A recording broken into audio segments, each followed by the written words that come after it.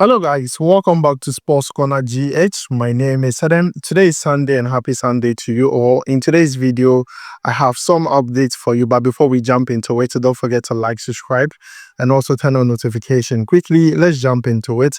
And I want to begin with Antoine Semenyo. Yesterday, Bournemouth played against Newcastle United in the early kickoff of the English Premier League, where Bournemouth beat Newcastle United by 4-1. In that game, Antoine Semenyo gave an assist.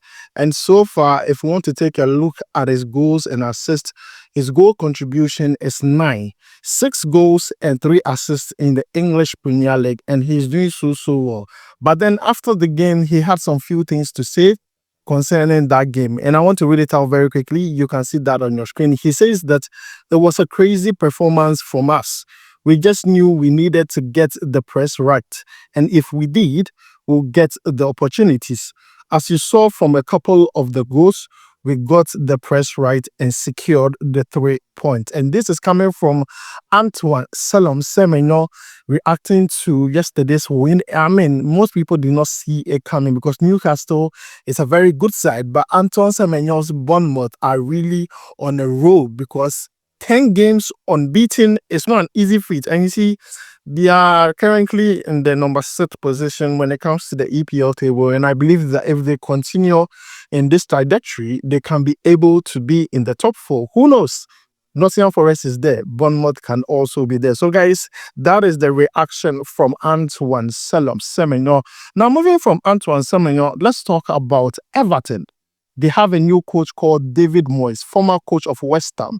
He's now the new coach of Everton. And then he was asked in a pre-match press conference for the game between Everton against Tottenham. He was asked about Ernest Nuamah's transfer to Everton. This is what David Moyes said about that particular transfer. I'm going to read it out very quickly. You can see that on the screen. He says that he is a player that I know we have been looking at, but I couldn't say for sure that it is done or even underway unless there is something happening I am unaware of. Then he added that we are considering several players and Ernest Nuamah is one of them. Hopefully, we can make some signings before the window closes. This is coming from the new coach of Everton. And today, they played against Tottenham and they did wonders. See, bet investors might not be happy, but then Everton beating Tottenham, mad, because I did not see it coming. And this is what we call the new manager bounce. It kicks in like that.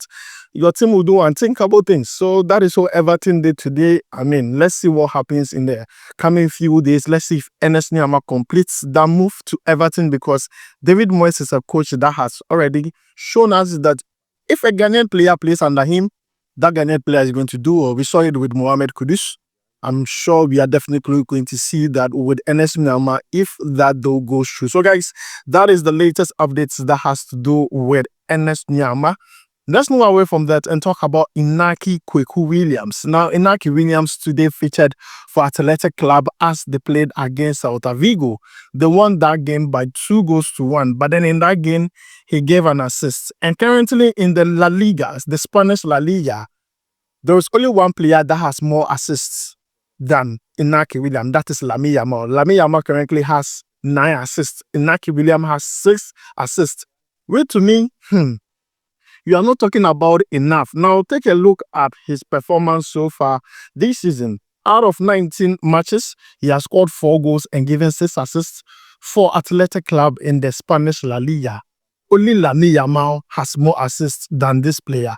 But then he's not talked about enough because he's not your favorite. It's not our favorite. If it was Kudus who's putting up monstrous numbers, we'll be here shouting. Every blog will be here talking about it. But then Inaki Williams is doing well. In fact, Inaki Williams has been directly involved in 3 goals in the last 4 games Athletic Club has played. And this player is doing marvelously well. But then it's not talked about, as I said earlier, because he's not, the people's favorite. But then Inaki Williams is putting up a good performance for Athletic Club this season. It's on the low, but then it's also good numbers for the player. Now, moving away from that, let's talk about CK Akono. There is a video trending on TikTok where CK Akono talked about something that I believe every young footballer needs to hear. It's a message to every single young footballer out there. So guys, let's check out that video. If you compare a footballer of 20 years now, age, and a normal person who is learning to be a banker or whatever, also 20 years, you know that the banker will work and the footballer will stop. Are you aware of that? Well, footballer age 35, 36, if you are lucky and you don't get injured, 40 is too much. How many do you have? 36, 37, 38, you are gone. Do you know how long the banker can work? 60 years. 60 years. You need to let them see the reality on the ground. Yes. So, as a rule, the footballer has made money. Chilling. He's finished his career 35. By 40, 42, if he's not able to manage his money well, we'll see where he's going. 50 years, if he's not lucky, and nothing of his. Now the banker at 50 is going to enjoy. So our lifespan in this game is short.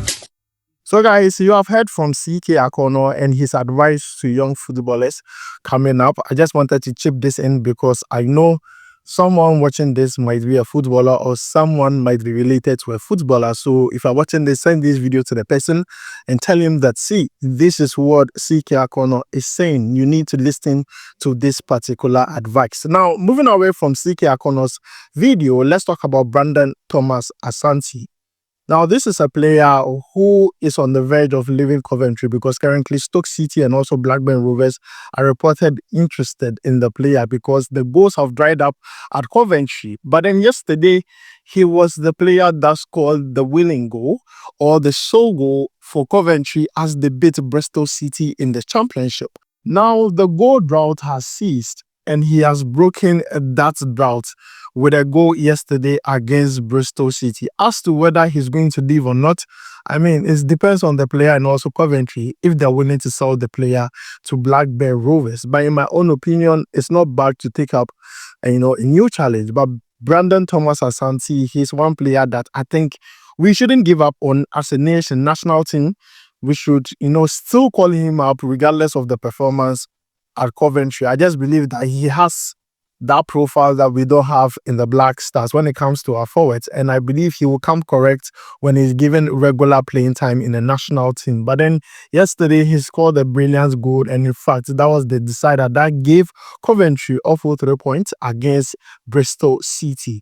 Lastly, let's talk about the Ghana Football Association giving us a new management committee for the Black Stars ahead of the World Cup 2026 qualifiers. So I'm going to read to you what they said exactly. So guys, this is coming from the Ghana Football Association, and the report states that the Football Association is pleased to announce the formation of a new management committee for the senior male national team, the Black Stars. The committee, which is tasked with overseeing the administrative and also logistical aspect of the team, will be chaired by Dr. Randy Abbey, an executive council member of the Ghana Football Association. In addition to charging the committee, Dr. Abbey shall lead engagement with government and also other stakeholders. Mr. Stephen Appiah, a former captain of the Black Stars, will serve as a vice chairman supporting Dr. Randy Abbey while also focusing on player relation, which is very, very important. And also the last paragraph that I want to read also states that other members of the committee include Mr. Samuel Abuabri, chairman of the Greater Accra Regional Football Association and also an executive council member of the Ghana Football Association, and Mr. Moses Ama, president of Mediama Sporting Club, and both Mr. Abuabri and also Mr. Ama shall be responsible for the operations and also match their activities while ensuring that the interests of sponsors, partners, and also other collaborators are well taken off. So guys, this is the full list. You can see that on your screen. Yes, this is the full list. You can see that on your screen. You also have Mr. Richard Essentiary, the president of FC Samatex. So, guys, that is the full list of the management committee. I'm not going to, give my opinion about whether they are going to do well or not. Time will tell. We just hope that with the inclusion of at least a former player and also people who are, major stakeholders in Ghana football, things will change for us. We really want to qualify for the World Cup 2026. In fact, the slots have been increased. Africa has up to 9 or 10 slots in the World Cup 2026. So it would be sad for Ghana not to be part. And at this point, we are in a very good standing currently with 9 points in our group. So I believe there is a good chance we can get it done. If this management committee gets the job right, we can be at the World Cup 2026, regardless of the fact that we are not going to the AFCON. I mean, the World Cup is the la creme de la creme. I mean, the crop of the top. That is where you see the biggest players in the world, at the world stage. So to me, the management committee, they only have one job. Get us there. As simple as that. There is nothing more to say. So guys, this is where I end today's video. Don't forget to like, subscribe, and also turn on notification. My name is Adam. I'll make sure to see you in the next one. Charlie, we go vibe.